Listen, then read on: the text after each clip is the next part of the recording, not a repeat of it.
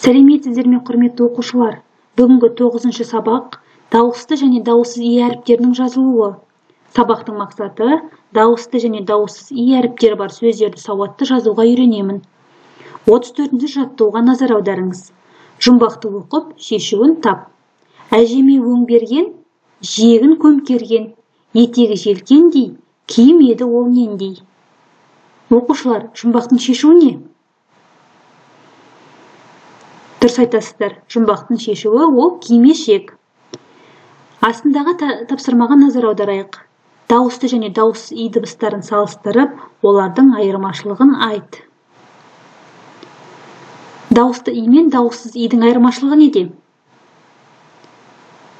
Дұрыс айтасыздар. Дауысты и дыбысы ол созылыңқы айтылады, ал дауысты и дыбысы созылмай қысқа айтылады. Демек, оны біз не дейміз? Қысқа и дейміз. Жақсы, келесі 35-ші жаттығуға назар аударайық. Жаңылтпашты жатқа жаз, дауысты и, дауыссыз и әріптері бар сөздердің астын сыз. Бейсенде бар сеңсең тон, сейсенде бар сеңсең тон. Кигендері өңшең тон. Бұл жерде и дыбысы бар сөздер қайсы? Бейсенде, сейсенде, кигендері. Келесі 36-шы жаттығу шығармашылық үзіліс. Айжанның әшекке бұйымдар салатын қобдишасына иден басталатын сөздер түсіп кетіпті. Соларды табуға көмектесейік.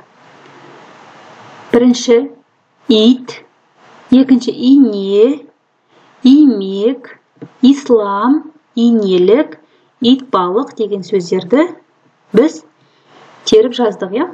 Тамаша.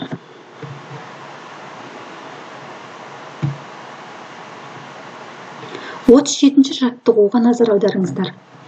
Дауысты және дауыссыз и әріптері бар сөздерді қатыстырып, жағдаяттан шығып көр. Димаш дене шынықтыру сабағына киетін аяқ киімін жоғалтып алды.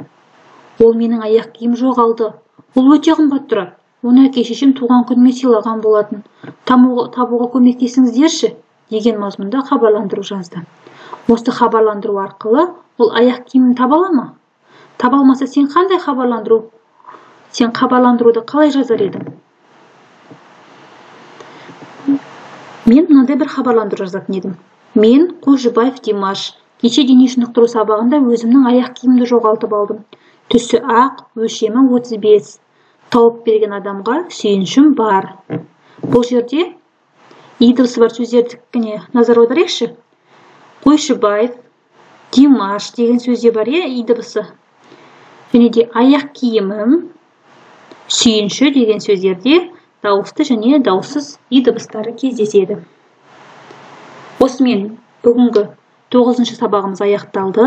Егер де сабақ сіздерге пайдалы болған болса, лайк басып, төменге өз пікірлеріңізді жаза кетуді ұмытпаңыздар. Сондай-ақ арнаға тіркеліп қойыңыздар.